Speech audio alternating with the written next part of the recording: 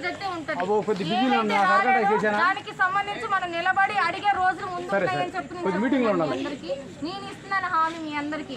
ఎందుకంటే ప్రతి చోట చూస్తున్నాను, మన వాళ్ళు ఎక్కడున్నారో ప్రతిదీ నేను చూస్తున్నాను, ప్రతిదీ నేను చూసుకుంటాను. నెక్స్ట్ టైం ఏదైతే మన వాళ్ళకి చెందట్లేదో, ఏదైతే రావట్లేదో ప్రతిదీ నేను రాని చోట కూడా నేను నిలబడతాను, నేను మీకోసం నేను పోరాడతానని చెప్పేసి వేదికగా నేను అందరికీ హామీ ఇస్తున్నాను అక్క. ఈ మాటలు చెప్పడం కోసమే నేను వచ్చాను. అది అంకుల్ గారు ఇందాక ఎవరో చెప్తున్నారు, ఇక్కడ వడ్డాలంటే మన వాళ్ళ దగ్గరికే కదా వెళ్ళాంలే అని చెప్పేసి మేము అందరూ పరిగెత్తుకుంటూ వచ్చేసాం. సరేనా? మేము వచ్చే కార్యక్రమం వచ్చేసరికి మీరంతా నిలబడ్డారు కాబట్టి నేను కూడా నిలబడే చెప్తాను. మహాశక్తి ఈ కార్యక్రమం ద్వారా నేను మీ అందరికీ చెప్పడం కోసం, అంటే మేమందరూ ఇంటింటికి తిరిగి చెప్పడం కోసం వచ్చాం అక్క. ఇది మహానాడు వేదికగా చూసారు కదా, మహానాడు ఎంత స్పష్టంగా జరిగిందో.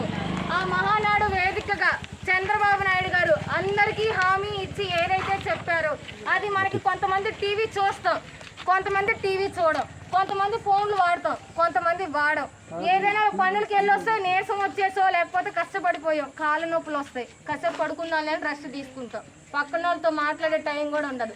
కాబట్టి ఇవన్నీ మీకు తెలియదు, ఇవన్నీ మీకు తెలియపరచాలి అని చెప్పేసి ఇంటింటికి మేము తిరగడానికి కోసం వచ్చాం.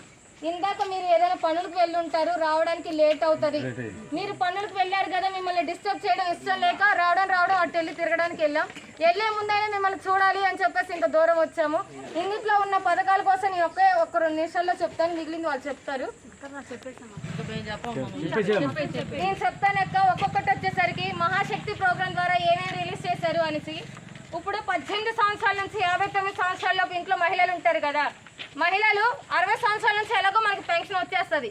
18 సంవత్సరాల నుంచి 59 సంవత్సరాలలోపు ఉన్న ప్రతి ఒక్క మహిళకు కూడా చంద్రబాబు నాయుడు గారు నెలకొచ్చి 1500 చొప్పున, ఇద్దరుంటే 3000 చొప్పున, ముగ్గురుంటే 4500 చొప్పున, ఒకళ్ళుంటే ఇంకొకరికి ఇవ్వకుండా ఉండరు. అలా 18 నుంచి 59 సంవత్సరాలలోపు ఎంతమంది ఉంటే అంతమందికి అర్హత పొందుతారు.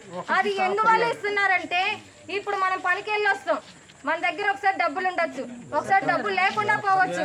మన భర్తను అడుగుతా ఉంటాం, గాజులకు, ఒక జాకెట్ ముక్కకు, ఒక చీరకు ఏమంటే ఒక 100 రూపాయలు ఇవ్వరా, ఒక 200 ఇవ్వరా, ఒక 300 ఇవ్వరా అని అడుగుతా ఉంటామా?